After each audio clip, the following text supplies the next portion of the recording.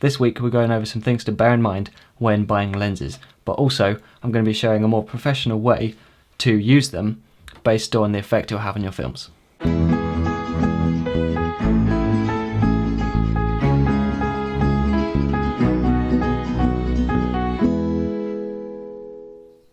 Hello, my name is Cade and this is DSLRguide.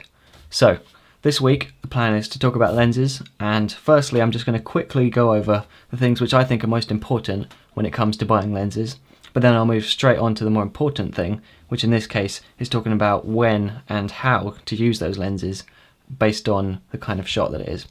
So when it comes to lenses, there are lots of different features which all decide whether it's a good lens or not, and some of them are more important than others. So this is my list in terms of what I think to be the most important down to the least important, but obviously it varies depending on what you're shooting. So for me the most important thing is the focal length. Now by this I mean the number with the millimeters after it, and this is essentially how zoomed in or how zoomed out you are. And I think this is hugely important because if you just have one focal length lens, like a prime lens, then you'll be very restricted in terms of what you can film, but also in terms of the effect it can have on the audience, and I'll get to that later on in the video. The next thing is aperture. Now, if you're doing a lot of low light shooting, or if you want to have a really shallow depth of field, then having a wide aperture is very important. And the good thing about having a wide aperture lens is you can always stop down. It's just nice to have that feature for if you do want to use it. Now, physical things are also very important. So things like how many degrees the focus throw is. Now I think this is really important, and it's really helpful when a lens has a large focus throw, because it means that you can get much more precise focusing. Also, the build quality is very important, and of course the size and the weight of the lens. Size and weight is especially important if you're flying a drone or working with a gimbal stabilizer or something like that, where you need to keep the weight down as much as possible. So next is the quality of the optics. Now this includes sharpness, chromatic aberration, distortion, and all those sort of features, which to be honest, if you're on a budget, I really don't think you should worry about them too much. Again, online you'll have people talking about them all the time, but I think, you know what, they're not that important. And finally we have image stabilization, which is a really nice feature to have, but it's not totally essential. So those are the things which I would consider to be the most important features. There are some other things I've missed out, but for me those are the most important things. And then basically from here on, you just decide out of those features which are the most important to you. So if you're doing a lot of low light shooting, then having a fast aperture might be important. And if you're doing events shooting, then you might decide that you really need a telephoto lens. So based on these features, you can pretty much just look at your budget and decide how much you want to spend on lenses.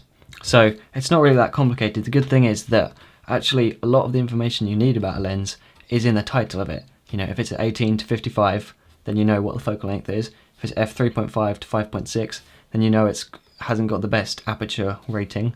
And if it has image stabilization, then it has image stabilization. So from that, you can get most of the information you need, but then with a quick Google search, you can find out what the build quality is like and what the focus throw is, and then you can also find out how good the image quality is and the optics. And from that, you'll have everything you need to know, and you can make a pretty good decision. So now let's get into the interesting part, which is about using those lenses to get the effect that you're looking for. So the first thing to think about is aperture.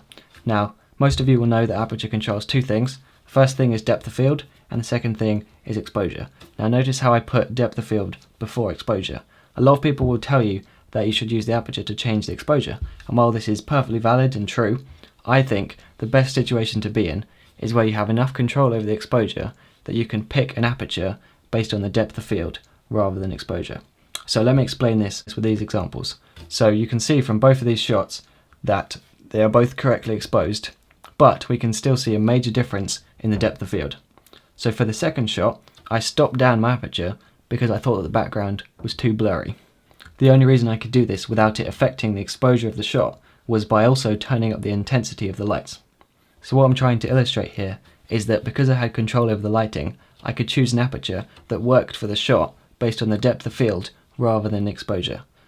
So obviously there are absolutely no rules for what a good depth of field looks like, but I think it's really important to have that artistic choice over what the depth of field is doing, rather than it just being a byproduct of your exposure.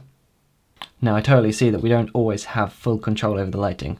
So let's say you're out in the sun and you can't make the sun any darker, So one of the things you can do then is, rather than using an aperture and stopping down to say f16, you can put an ND filter in front of the lens, and that way you can still shoot at the aperture that you wanted to shoot at, because the ND filter will bring the exposure down to what you wanted. But of course the more common problem is when you're shooting in low light, so you decide that you need to shoot wide open because otherwise you're going to have to increase your ISO.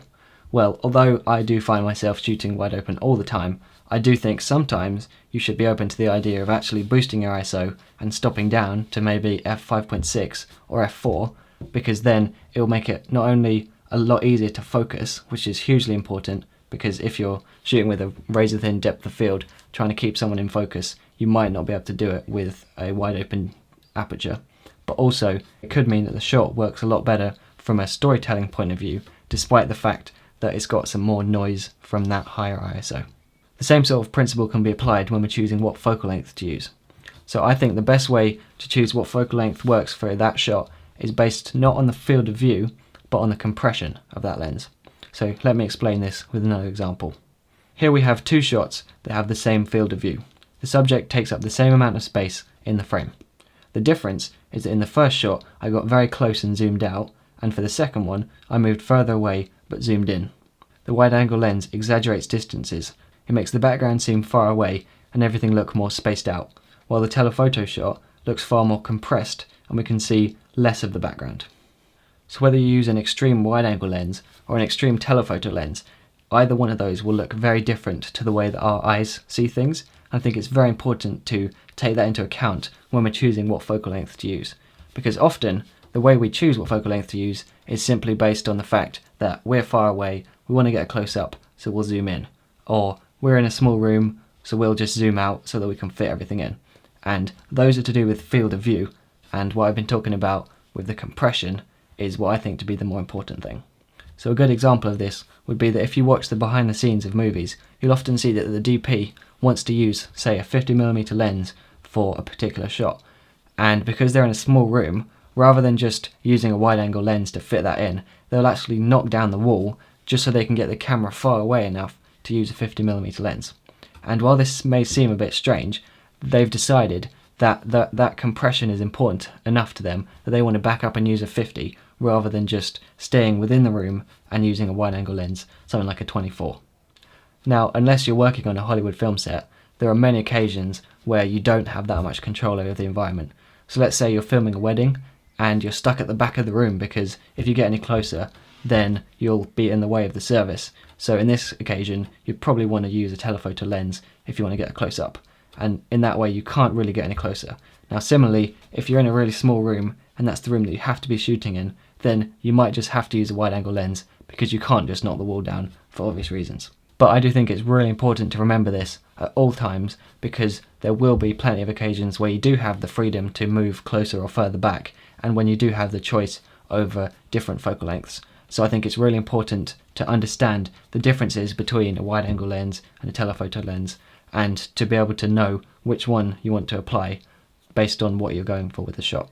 So the key point behind both of these ideas is that we're aiming to have more creative control over as much of the production as possible. And I think that is a far more professional way of looking at it, rather than just going with the flow and saying, oh well, I guess we'll have to deal with a really blurry background because it's too dark in here. You know, if you bring a light in, brighten it up, stop down, then that could get you a much better shot than if you just went along with the flow.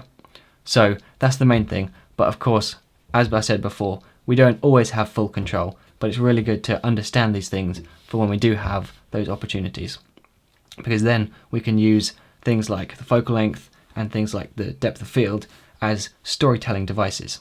So that's it for this week, and I'll see you next time.